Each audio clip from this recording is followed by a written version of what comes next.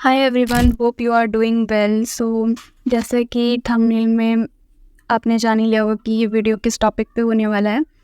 जब हम एक नीट एस्पिरेंट होते हैं तब हमारे मन में बहुत सारे ऐसे क्वेश्चंस होते हैं कि हमें कितने ड्रॉप्स लेने चाहिए, कितने अटेम्प्ट्स देने चाहिए और कितना मॉक टेस्ट में स्कोर करना चाहिए ताकि हम एक डिसेंट स्कोर से नीट में सिलेक्शन हो सके हमारा एक गवर्नमेंट मेडिकल कॉलेज में।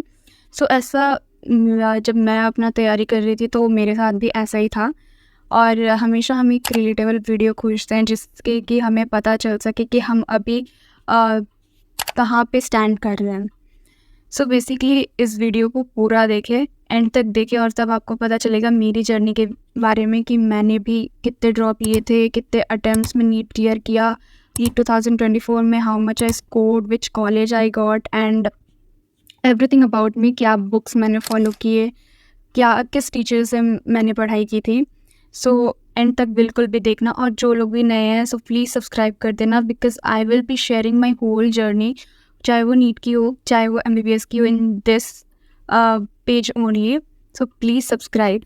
सो मेरी जर्नी स्टार्ट होती है, अगर स्कूल के टाइम की बात करें तो स्कूल में अच्छे ही रहते थे नंबर, एज रैंकिंग भी, रैंकर्स में भी मैं थी। तो हमेशा से एक बर्डन था कि हाँ, टॉपर वाली वो स्ट्रैटेजी मेंटेन रखनी है।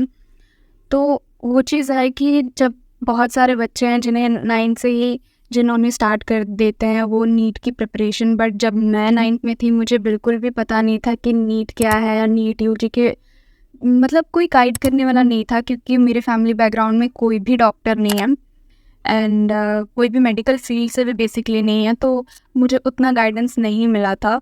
तो 9 तक, मुझे 10 तक पता भी नहीं था कि क्या करना है। So in class 10th I ended up scoring 97.2%। और उसके बाद फिर क्लास 11th में कोविड आ गया, जिसके चलते मैंने अपना 11th वेस्ट किया, क्योंकि मुझे नहीं पता था कि 11th बहुत इंपॉर्टेंट होता है नीट में, 12th से ज़्यादा इंपॉर्टेंट होता है। और वो बात ना पता होने की वजह से कोविड के कारण बस मैंने नेगलेक्ट करना चीज़ों को स्टार्ट कर दिया। हाँ, नंबर अच्छे आए थे, लेकिन वो एक फेयर नंबर नहीं थे मेरे ख्याल से। तो मैंने पढ़ाई को बहुत हल्के में ले लिया था, कुछ भी बेसिक्स क्लियर नहीं थे। जैसे तैसे 11 कंप्लीट हुआ, तो 11th के बाद 12th में 91% थे मेरे। बट जो भी है, कहीं ना कहीं अफेक्ट तो हुआ है कोविड की वजह से। और 12th के बाद मैंने ये डिसाइड किया कि अब मुझे कोटा से LN से नीट की कोचिंग लेनी है। तो मैं कोटा सितंबर के आसपास चली गई थी, and everything was good until मेरे नंबर भी बहुत अच्छे आ रहे थे, और धीरे धीरे स्कोर भी कहीं ना कहीं, जब आप प्रेशर बढ़ता है तो धीरे धीरे स्कोर डाउन होता है। तो वो चीज़ मुझे इतनी ज़्यादा मतलब मेरे माइंड को इफ़ेक्ट करती थी कि मुझे फिर लगने लगा कि कहीं मेरा सिलेक्शन ना हो। और अगर दिन में 100 बार मुझे, अगर चाहे मैं 16 से 17 घंटे भी पढ़ लूँ, तो कम से कम 100 बार मेरे मन में सिर्फ यही ख्याल आता था कि अगर मेरा इस साल सिलेक्शन नहीं हुआ तो। और शायद यही लैक ऑफ कॉन्फिडेंस की वजह से आई एंडेड अप स्कोरिंग 570, जबकि मेरे बहुत अच्छे स्टार्टिंग में नंबर्स आते थे।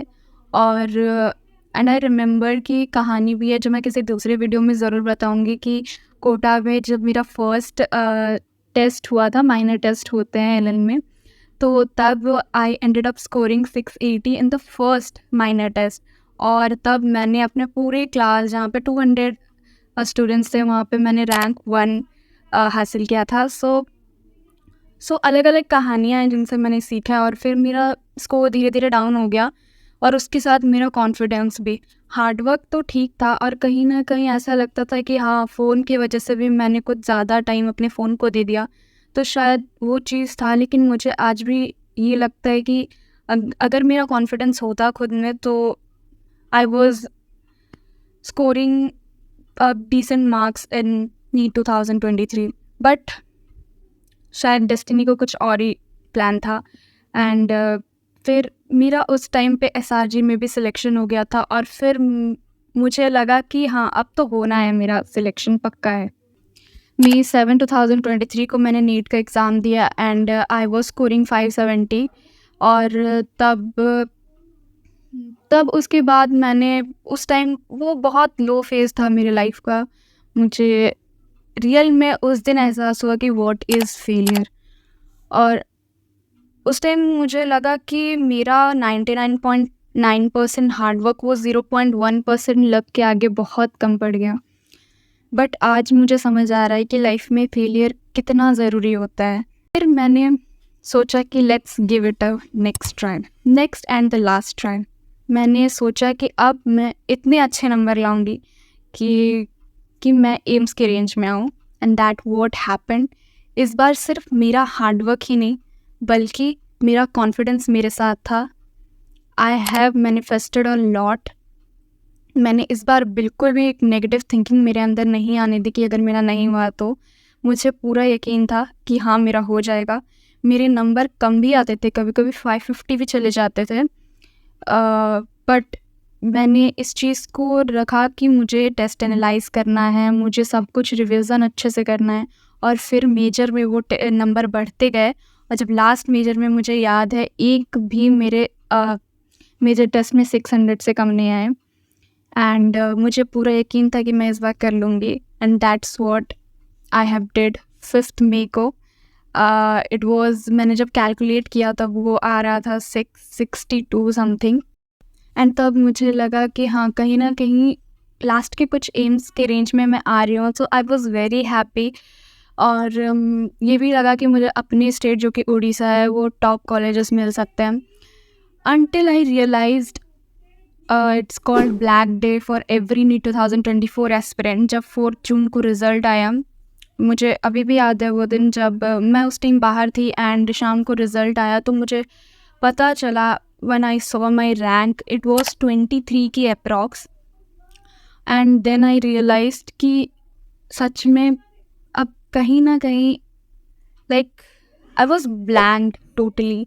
मुझे समझ नहीं आ रहा था कि क्या रिएक्ट करूँ and I was crying in the road. और जब आप सब कुछ हार्डवर्क करके आपने नंबर भी ला दिया फिर भी अगर कुछ आपके फेवर में नहीं होता है तो कैसा लगता है, आई कैन फील दैट।